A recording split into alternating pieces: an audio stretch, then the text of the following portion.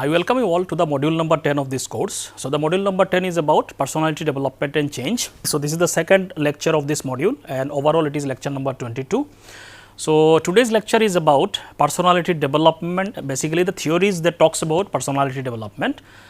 In this context, today's lecture will focus more specifically on Erikson's psychosocial stages of personality development. So, this theory mainly will focus on this one particular theory and what are the different stages of development of personality that it talks about. So, before we talk about today's lecture, let me give you a brief recap of the last lecture, which is lecture number 21.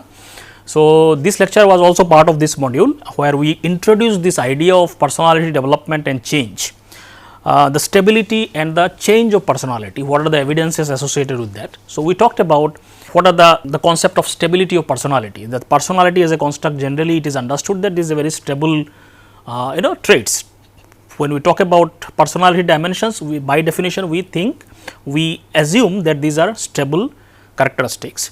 So, we try to look at the evidences of stability of these personality traits, to what extent they are stable, and then we discussed what are the causes of this personality stability. Then we talked about what are the possible changes that happens in the personality traits or characteristics, and then why sometimes personality traits change, what are the causes behind it. So, these are some of the things that we discussed in the last lecture.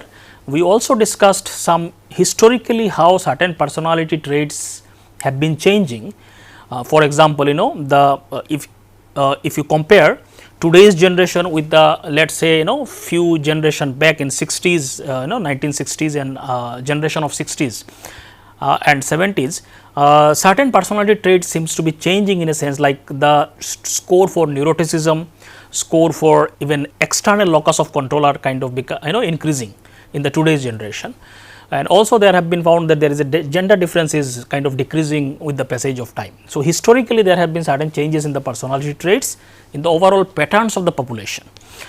So, that we have discussed, and we also talked about sometimes personality change could be self initiated, and we also discussed at the end what are the major obstacles in changing personality, because it is not so easy to change personality. So, there are many obstacles and we discussed details about those factors. So, let us talk about today's lecture. So, today's lecture will specifically focus on one particular theory, which talks about different stages of development in terms of personality, that is Erikson's 8 stages of life cycle. So, in the last lecture, as we already discussed, we kind of emphasized or discussed the dynamics of change and stability, how changes in personalities can happen, what are the possibilities, and how the personality characteristics are stable. We focused on broad factors identified by trait psychologists, that is what mostly we focused on. However, another psychologist, McAdams. So, McAdams, he was a kind of critic of trait psychology. He suggests that traits alone might not fully capture personality change, continuity and development. So, most of the theories that we talked about in the last lecture were mostly from the perspective of trait perspective or trait theories, where we discussed how trait could change, how trait remains stable and so on. McAdams, who kind of is a critic of trait psychology, suggests that trait alone are not enough in terms of fully capture the dynamics of personality, that how personality change, why sometimes it remains stable, and how personality develops as we proceed in the different stages of life. McAdams introduced the concept of personal concern, such as motives, values, strivings, developmental issues and life tasks, which are more context specific and tied to social roles or life stage. So, McAdams proposed that personal concern, the factors or the variables related to personal concern, such as motivations, values, strivings, many developmental issues related to life tasks, all these could also be tied to concept of personality, which trait theory generally is not focusing on these factors. He proposed that while trait description shows stability, examining personal concern could reveal more subtle changes of personality.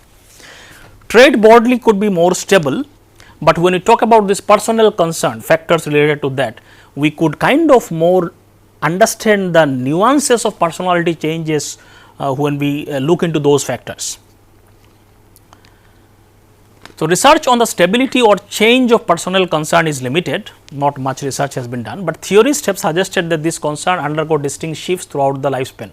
So, these personal concerns are not not too much of research are available in that context, but but there are many theories that looks at those shifts in personal concern in the different stages of life.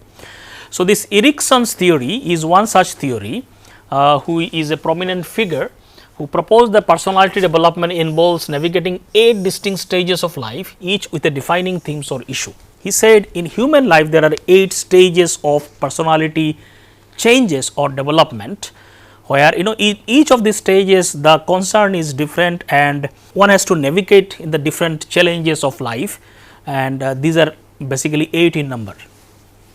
So, according to Erikson, personality change is a fundamental aspect of life, continuing through adulthood and involving qualitative transformation as individual move from one stage to another stage. So, Erikson says as we move from one stage of life to another stage, personality development and transformations are natural part of one's progression. Now, this perspective kind of contrast in the peripheral level with the trait concept of psychologists or personality, who often argue that personality stabilizes around certain age like age 30, offering difference view on personality development and change. Trait personality theory, obviously they do not focus on specific transformation in certain stages of life, they focus more on stability of certain traits and how they changes in certain aspects, but mostly the focus is on the stability aspect. So, in that sense this theory talks about certain different perspectives that will be also compare at the end how it differs from the trait perspective. So, the Erikson psychosocial social stages of personality development, we will be looking at his broad theories and the stages. So, Erikson was a disciple of Freud, whose theory we have already discussed in psychoanalysis.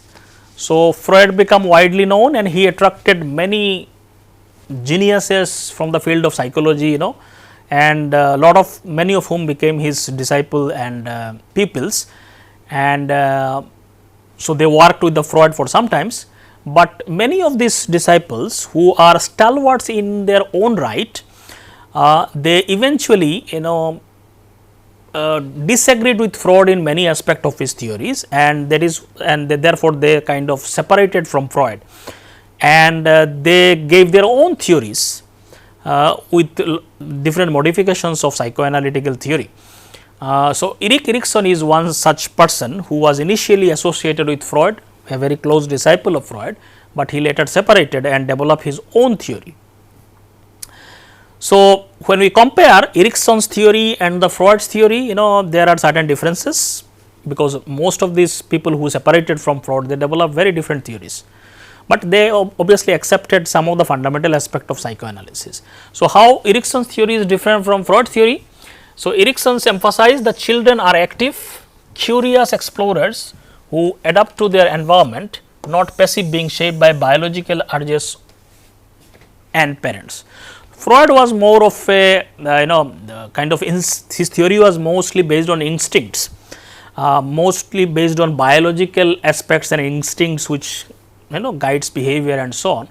If you look at Erikson theory, he was focusing more on active role of children in kind of shaping their behavior, that children are active curious explorers and they adapt to different kind of environment as per the requirement. They are not just passive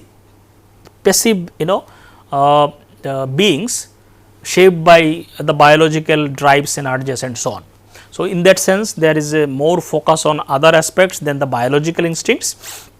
So, Erikson was mostly labeled as an ego psychologist who believed that each life stage people must cope with social realities to adapt successfully and develop normally. Thus, Erikson's theory, the ego is more than just arbiter between the id and superego.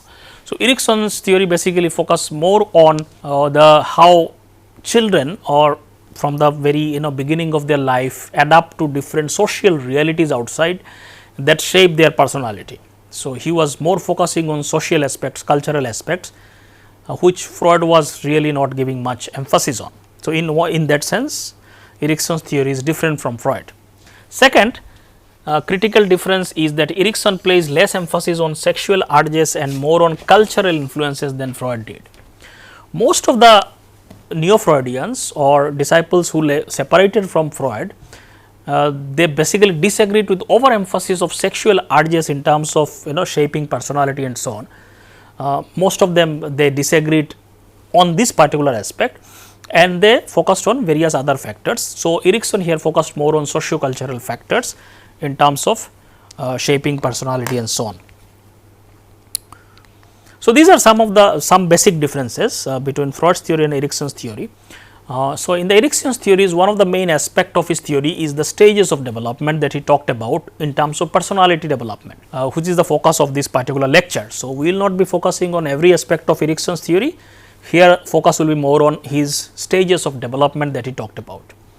So, Erikson says that there are 8 life crises that a child faces as they proceed in their life, in the different stages of life as they become from children to old age.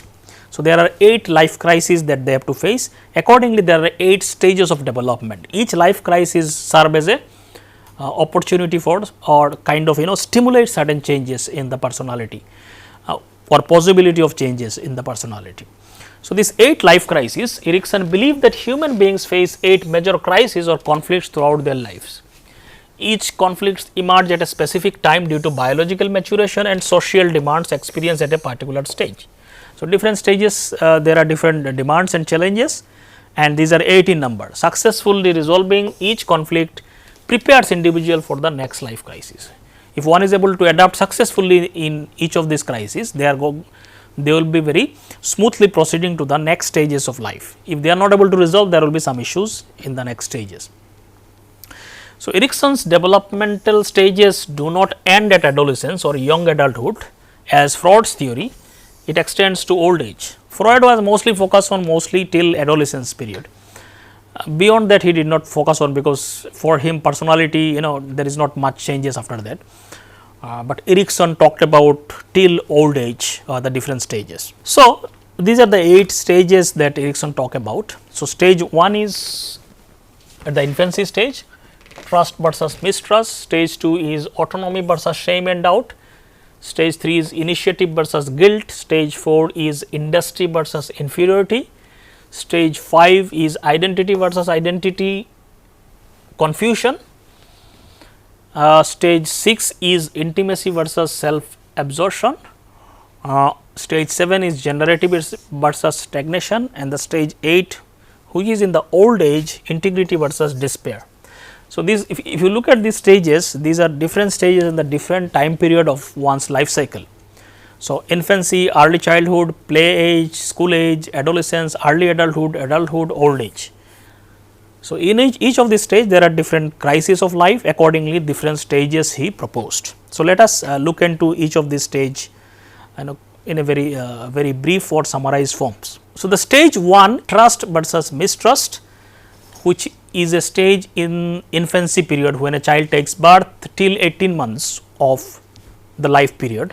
These are like lump sum stage time period given from infancy to 18 months of time of the life of an infant.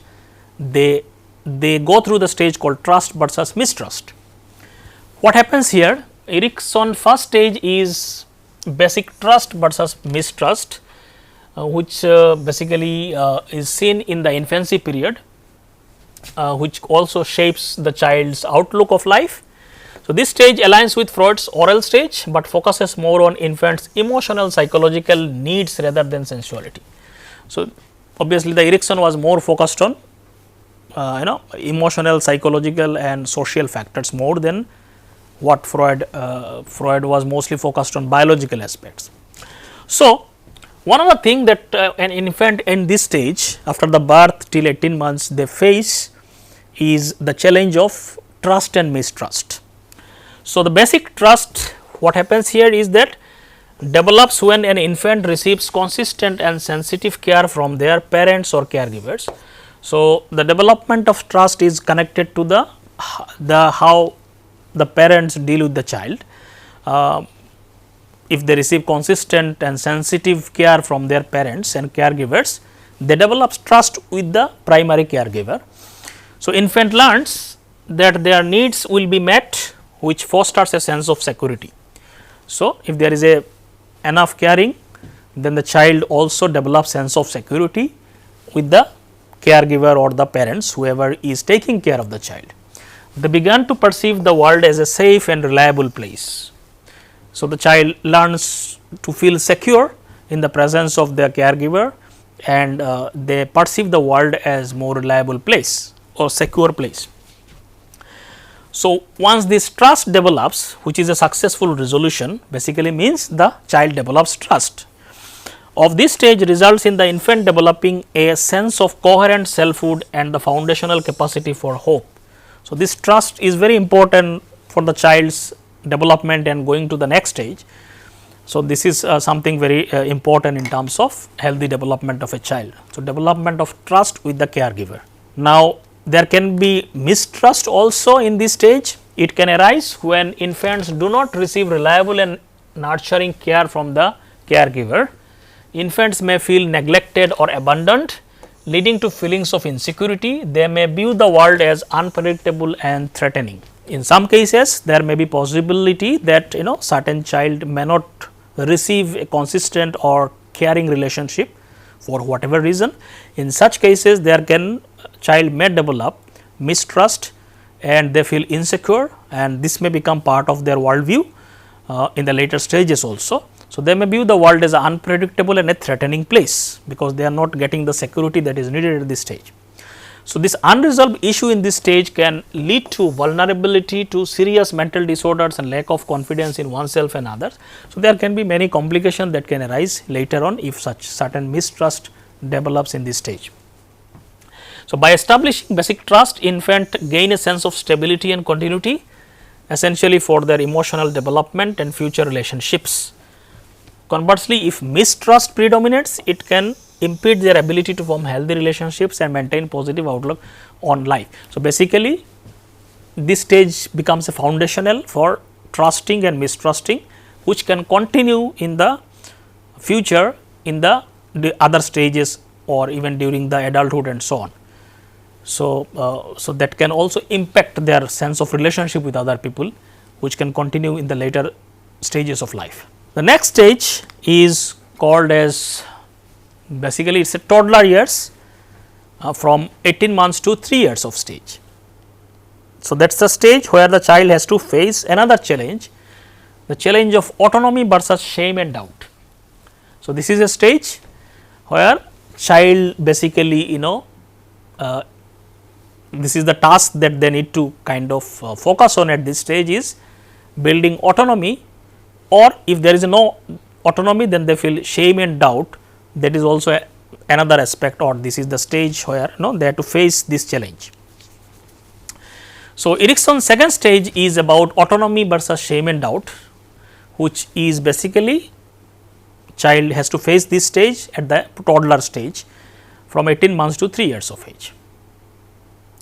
So, basically this stage is characterized by child's growing physical abilities and the desire for independence. So, child slowly learns to walk and explore the environment, they kind of because of their own curious active nature, they explore lot of things in the environment.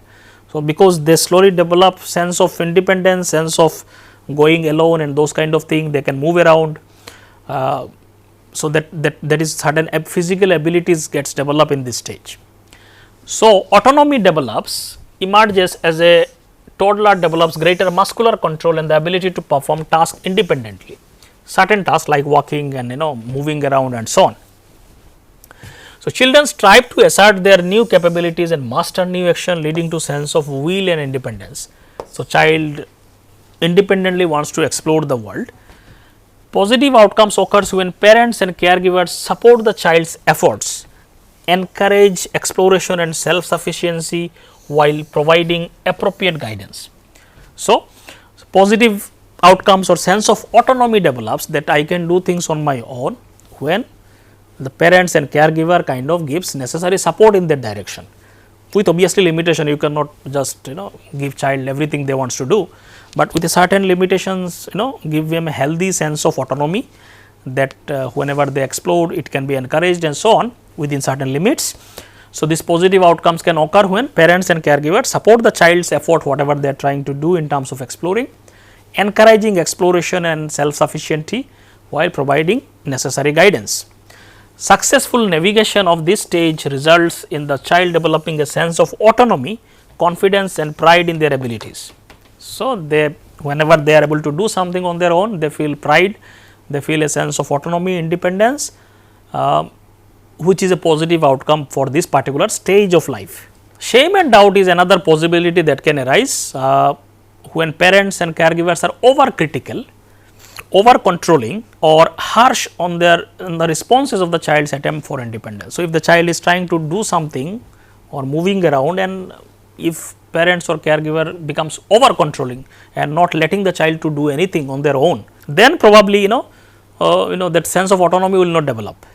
The child may feel humiliated and doubt their abilities. So, the problem is, in that cases it is possible the child will doubt their abilities, that they cannot do anything, leading to feelings of shame and the lack of self confidence. So, this can be the negative aspects of not letting the child to experience autonomy. Precocious conscience may develop, characterized by critical and belittling internal voice that undermine the child's sense of self worth.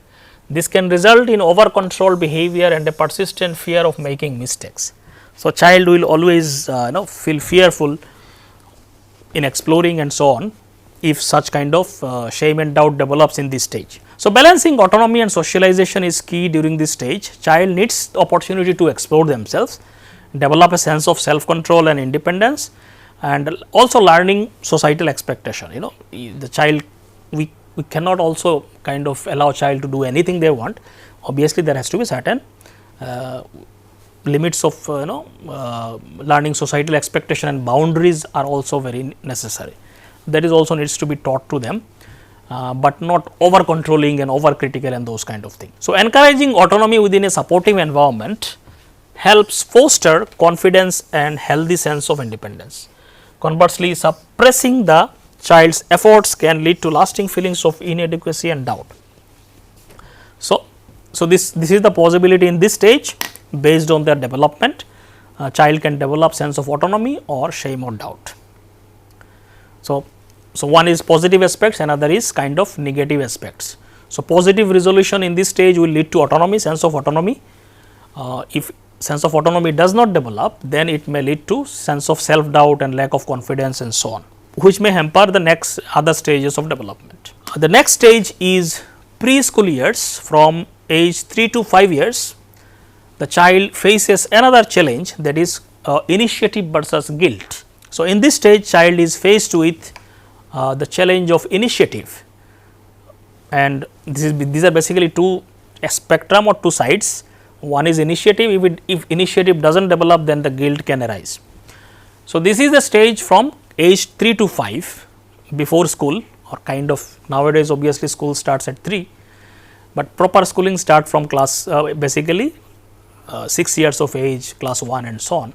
These are like preschool or pre-primary stage. So, this stage builds upon the child's growing sense of autonomy, because in the earlier stage the child was exploring and learning to be autonomous, learning to be independent, focusing on the development of initiative and capacity set for pursuing goals. So, because the sense of autonomy, if it develops properly in the earlier stage, then they can take initiative in the different aspects of their life.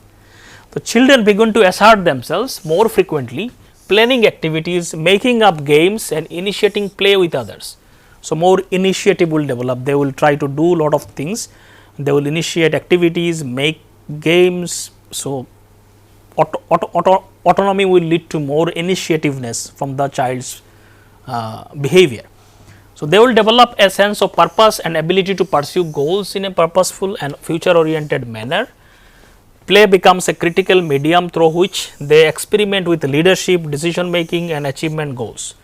Obviously, child displays all this initiative in the context of their behavior, their play, whatever the playful situation they have, and there they can explore their leadership, their initiative, decision making, achieving goals within their whatever the childhood period.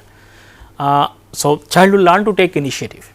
So, successful resolution of this stage is that child emerges with a sense of initiative. They will have a confidence that I can start something, I can pursue certain goals and certain goals and achieve those goals and so on. Initiative, leadership abilities, confidence in their ability to make decisions and take actions and so on. So, this is the positive aspect of this stage. If it is properly resolved, then the child will learn to take initiative in their life. Now, on the flip side of it, or the negative aspects of it is that child can also learn to feel guilty. It can arise if children are discouraged from taking initiative in this stage, either through overly strict or critical parenting or through their own excessive guilt for being too assertive. So, it can come from the caregivers. If they are too critical, they did not allow the child to take any initiative, that can hamper their sense of initiative, which can turn into guilt, doubt and so on. Or sometimes child gets the message that if I take too much of initiative, it is not a good thing, and then they stop being assertive and so on. So, that can also can lead to certain guilt feeling. Fear of punishment of their initiative for guilt over their ambitions can inhibit their willingness to pursue goals and take risk. So, certain dynamics from the caregiver as well as their own understanding and impact can also lead to feeling of guilt and so on. They may develop a sense of being nuisance to others, leading to a reduced ability to initiate activities or interact socially. If they take initiative and all the time criticized by others, then obviously they will learn that this is not kind of accepted, which may also reduce their ability to initiate activities or interact socially. If unresolved, children may become inhibited and reluctant to engage in self-initiated activities, leading to a lack of confidence in their ability to make decisions and pursue goals.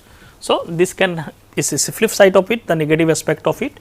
If they do not develop initiative, the other aspect possibility is that they will develop certain sense of guilt and other things. So, with certain supportive environment, when children are encouraged to take initiative within their childhood environment, that sets reasonable boundaries. Obviously, in the context of children, you cannot allow them to do anything, always boundaries has to be set. They develop a healthy sense of ambition and responsibility. Conversely, excessive criticism or punishment can stifle the initiative, leading to a overly cautious and inhibited approach to life. Then they will that whole initiative approach will be suppressed within the child and so on. So, this is the stage where this is the possibility, both the possibilities are there. Successful resolution will lead to a child will take more initiative and so on. The next stage is middle school years, from 6 to 11 years. There child faces the challenge of industry versus inferiority. So, this is typically the initial school stage. This stage focuses on the development of industriousness and competence in children as they engage in learning and social activities. This is the stage where they engage with learning new things, go to schools, learn many things, they go into proper other social environment, they get not just family environment, they get into the school environment where the peer groups and other things comes into the picture. So, the industry aspect develops is a positive kind of aspect to this particular stage. The children at this stage are encouraged to achieve mastery over task and skills that are valued by society, such as academic achievement, sports, arts and social interaction. So, these are the things that they start learning in this stage: sports, academic achievements, art, social interactions. So, these are the things that becomes important part in this stage of life. So, they develop a sense of industry through their efforts to complete tasks and succeed in areas that require perseverance and dedication. So, they learn to excel in those activities in this stage. So, that is the industry part. Success in this stage leads to feeling of competence, diligence and a sense of accomplishment. So, slowly in this stage the child learns to feel sense of accomplishment when they successfully do something, whatever task given in the schools and so on. So, they develop a sense of industry. However, in this stage if proper development does not happen, certain problem happens, then the child may develop sense of inferiority also. So, failure to achieve mastery or industry meet societal expectation during this stage can lead to feelings of inferiority, if they are not able to meet certain criteria, whatever task given to them, children may feel inadequate compared to their peers and experience a sense of incompetence. So, this is the stage where they also start comparing themselves with other in their same age group in the schools. If they are not able to perform properly or adequately, then they may also develop sense of inferiority. This comparison to others in terms of competence can contribute to feeling of social inferiority and low self esteem. This is a possibility that can happen in this stage of life, where they first time start comparing themselves in terms of performance with their peer group. So, this is the challenge. So, either they may become highly industrious in a sense of getting involved with the activities and performing and whatever it is, and they develop sense of industry. If they are not able to perform and they feel sense of lack in comparison to others, they may also develop certain sense of inferiority. So, this is the challenge of this stage. So, this successful resolution in this stage leads to the development of a sense of industry. They learn to value hard work, perseverance, satisfaction, achievements through goals and etc. They feel competent, capable of tackling new challenges. So, these are the things that get exposed to, and their experiences will, if successful resolution in this stage, will lead to all these positive qualities. If they are not able to successfully resolve in this stage, may struggle in this stage and develop feelings of inferiority and inadequacy. So, they may also then start avoiding tasks that challenge them, fear of failure, perceiving themselves as less competent, all this can also develop. Persistent feeling of inferiority can impact self esteem and motivation, and this can continue in the next stage also if they develop this kind of inferiority complex in this stage. It can continue in the other stages of life also. So, every stage, what is the result of every stage, and then it will impact the next stage also, because the same person will move to the next stage. If they are not able to resolve or positively develop in this stage, that negative aspect will continue in the next stage, and they will less likely to fulfill the requirement of the next stage also. So, because so successful resolution in each stage depends the success of the next stage also. So, these are all connected to each other. The next stage is teenage years, that is from age 12 to 18 years.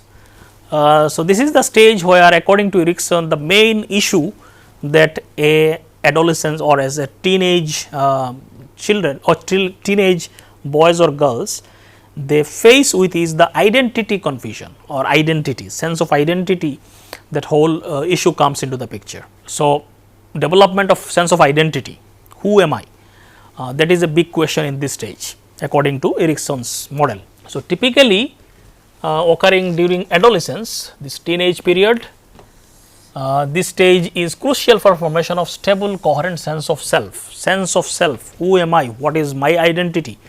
So, the boys and girls in this stage are faced with this idea of finding identity, and they explore this sense of identity in so many ways. So, Erikson is widely known for this idea of identity, which he described as a sense of being a unique individual with a meaningful role in society and life.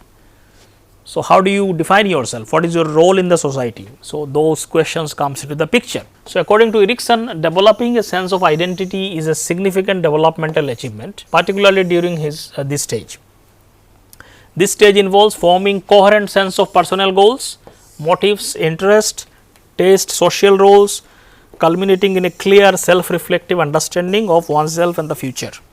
People kind of struggle with what they want to do in life, and what is their future aspects, what is their role in society, and so on. All these issues comes into the picture. So, this is a stage where one can develop a sense of identity, or one may develop a lot of confusion about the identity also. It could be a very confusing stage also. Some people develop a coherent sense of self, a lot of people cannot develop, and they remain in the stage of identity confusion. So, this is the main aspect of this stage. So, positive outcome is basically if one is successfully able to develop a sense of identity, develop what they want to do, what is their future, what is their role in society. If they find a sense of coherence in that, then they will explore different roles, beliefs and ideas, ultimately integrate all of them into a coherent sense of self. They emerge with a clear understanding of their values, goals and place in society. Negative outcome is basically when they fail to establish a clear identity, which may result in role confusion or identity confusion. Adolescents may struggle to define themselves and their future, leading to uncertainty, confusion or fragmented sense of self, which could be very common for a lot of people in this stage. So, some adolescents may avoid this confusion. Sometimes just to avoid this confusion, they prematurely commit to certain unexamined identity. So, this is very important, often centered on a specific vocational goal. Erikson referred to this as foreclosures. So, many times because many adolescents in this stage, they are not very clear what they want to do in their life. So, they just commit to something that they get from the parents or get from the society, some certain indication, mostly from the career perspective, and which probably they might not have examined whether this is true for them or they really want to do this or not, but because somebody said or they just see other people are doing something, so they will stick to that. This is what I want to do, mostly in the context of vocation or career, and they have not examined properly what they want to do and those things. Probably in this stage many people are not even able to do that. So, these people according to Erikson are called foreclosures. They prematurely kind of conclude about something without really examining it.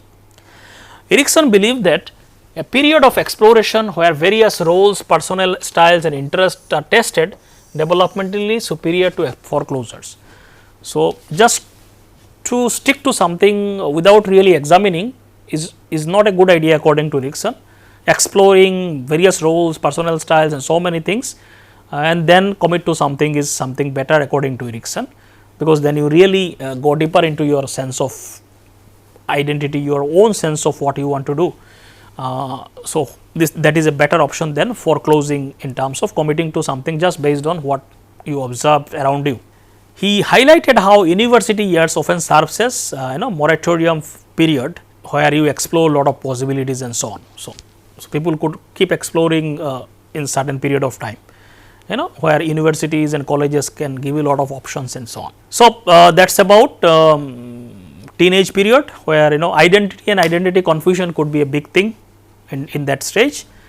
After teenage, the young adulthood comes, which is from 18 years to kind of 40 years is a lump sum period, that is adulthood stage. Now, this is the stage where people generally explore, or the major challenge that comes is the issue of intimacy versus isolation. So, the main crisis is about forming intimate loving relationship with other people. Positive outcomes in this particular stage would be individuals who have developed a strong sense of identity in the last stage, before this stage, are generally able to form deep meaningful relationship. They experience intimacy, mutual respect, commitment, contribute to a sense of connectedness and fulfillment. So, if someone is able to develop properly in this stage, then generally they form intimate relationship with other people. It could be with any kind of people, friends, and it could be in the romantic sense also, and so many ways people explore sense of intimacy with other people.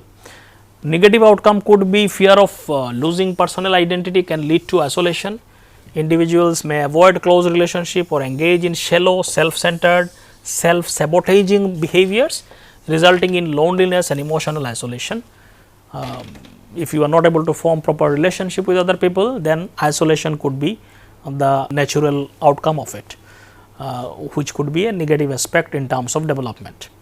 So, this is the main challenge in this stage. These are like some of the major things that one face in a particular stage of life. It does not mean this is the only thing in this stage, but according to Erikson's perspective of how he sees personality development, this is one of the major challenge in this particular stage of life. The next stage is middle adulthood, that is from 40 years of age to 65 years, somewhere around that stage. The major challenge in this stage is generativity versus stagnation in life. So, main crisis is contributing to society and helping to guide future generation. So, that is the major aspect of this particular stage. So, positive outcomes in this stage: success in this stage leads to generativity. So, you are more like generating new aspect of your life. So, individuals feel productive, involved in meaningful work, family life, community activities, they contribute to the well-being of future generations and experience a sense of purpose and accomplishment. So, this is the stage where one feels sense of purpose and meaning in life. Then they are in the stage of generativity. So, the life seems to be more meaningful in terms of family life, work life, community activities, social roles and so on. So, that is the positive aspect of it. If one is not able to experience this meaningfulness of life, then the negative outcome will be kind of failure to find ways to contribute can result in stagnation. One may feel stagnated in life or doing something without really making you feel happy and so on. So, in this stage the challenge is that one can feel stagnated in life, or one may feel generativity in the life, where you feel more flow in life, more meaningful in your life, more contribution to society and so on. So, that is the possibility here. Positive outcome leads to generativity, negative outcome leads to stagnation in life. The last stage is late adulthood, that is 65 plus years, whatever that is the old age or late adulthood, one can say. That is the main challenge in this stage is integrity versus despair.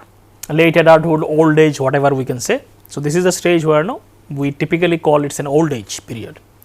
In this stage the major challenge is to develop a sense of integrity, or if it does not develop, then one may experience despair in life. So, the crisis is mostly related to reflecting on life and feeling a sense of fulfillment, or if one does not feel fulfillment, then one regret about one's life. So, positive outcome in this stage will lead to successful resolution, lead to a sense of integrity. Individuals will reflect on their lives with a satisfaction, feeling of sense of completeness, fulfillment. They accepted their life as it is and are ready to face the end of life with a sense of peace. So, integrity happens when you experience your life and look at your life as kind of successful, or you did your best in your life. You reflect your life with certain sense of satisfaction, you did whatever responsibilities you had, you could complete them, you feel a sense of completeness and fulfillment. Then you feel a sense of integrity in the old age, and you are ready to kind of face the ultimate death and so on. The negative outcome could be, let us say, the failure to achieve integrity result in despair in life. Individuals may reflect on their life with regret, feeling that they have missed many opportunities or made mistakes. This leads to feelings of bitterness, depression and hopelessness. So, that is also another possibility. If you look at your life with despair and with bitterness, and you see a lot of regrets in your life and so on. So, one can experience sense of despair also. So, it is obviously when you talk about all this aspect, it all depends on how the person takes the life at this stage. Even though one may have many regrets in their life, but still in the old age one can experience integrity depending on how they are interpreting their world and so on. So, it depends on how you look at your life, how you kind of integrate all this aspect to your sense of self, and this may lead to positive outcomes or negative outcomes. So, this is a kind of challenge according to Erikson's theory in this stage of life. So, that is called integrity versus despair, typically in the old age period. So, these are like 8 stages according to Erikson that we experience or pass through from birth till old age, and each stage has certain distinct challenges, and one may resolve it positively or one may not able to resolve, then it may lead to certain negative outcomes. Positive outcomes kind of lead to better prospect in the next stage and so on. So, just to conclude what we have discussed in all these stages. So, Erikson theory has 8 stages or ages of man, which provides a developmental framework how a child develops in the different stages of life. Each stage represents a task that one has to fulfill, and one has to resolve certain issues with more or less favorable outcomes. Successfully navigating each of these stage leads to development of qualities such as basic trust, autonomy, initiative, integrity and so on. So, once if you are able to resolve them, then certain positive qualities develop in the personality. However, difficulties in navigating each of the stage can result in personality weakness characteristics of that stage. Each of the stage has certain weaknesses. If one is not able to resolve, then those characteristics one will experience in their personality. So, according to Erikson, whether someone is successfully negotiating a stage depends on significantly on the quality of support from the environment, which includes social, cultural and physical aspects. Whether one is able to resolve all these problems and issues in different stages of life depends on what kind of support the person gets from the environment, from the family environment, from the social environment, from the cultural environment and the physical aspects of the environment also. So, resolution depends a lot from the environmental aspect in which one is growing in that stage of life. In the earlier stages of development, the family environment is very important. What kind of parenting, what kind of support system you get from the parents and caregivers plays very important role. If you get positive support and other thing, then positive qualities will develop. For instance, an infant develops a sense of trust based on the perception of that their needs are consistently sensitively met by caregivers. In contrast, caregiver that is inadequate, cold and chaotic, rigid can lead to deep seated mistrust and so on. As individuals grow, their environment play a very important role. The school environment is important in fostering child sense of industry, while workplace environment is very important for development of generativity in the life and so on. So, as one progresses, the different environment becomes more important. Infancy, it is always the parental environment is very important. School age peer group becomes more important, and then workplaces, workplace environment plays very important role. So, different environment becomes more important in the different stages of life. Erikson analysis extend beyond just social environment. He also talked about broader cultural factors which also can shape one's personality. He posited that cultural child rearing practices significantly impact personality development. In these practices fail to meet infants' need for responsiveness, a pattern of mistrust might develop within the culture. So, sometimes what is the broad cultural practice of let us say child rearing practices. So, different culture may give different patterns of child rearing habits or patterns are there. Western culture may they take care of child in certain ways, Eastern culture child. So, what is the broad pattern of child rearing that will also impact their personality, because then every parents will try to practice those practices which is inbuilt in their culture. So, broad cultural factors can play a role here. Similarly, if a culture does not allow its youth to explore different ways of being before conforming to workplace discipline, adult might lack a coherent sense of self.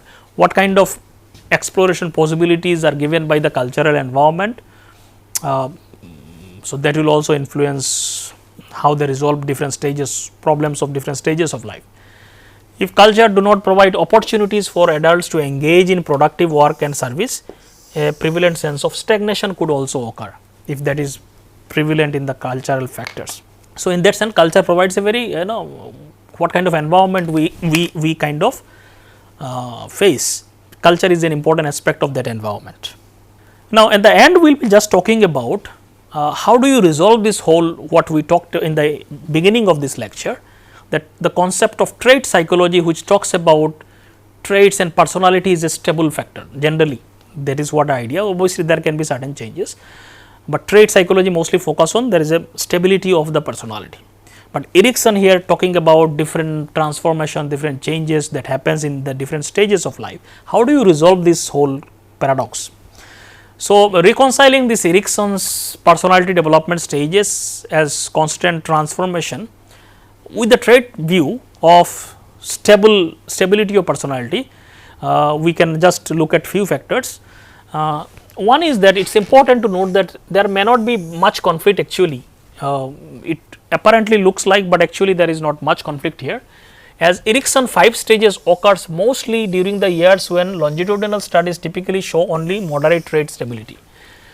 If you see the 5 stages among the 8 occurs, first 5 stages typically occurs in the period where till let us say 30 years of age or 40 years of age. Lot of longitudinal studies that this is the period where there is a moderate stability of the trait, means trait could change.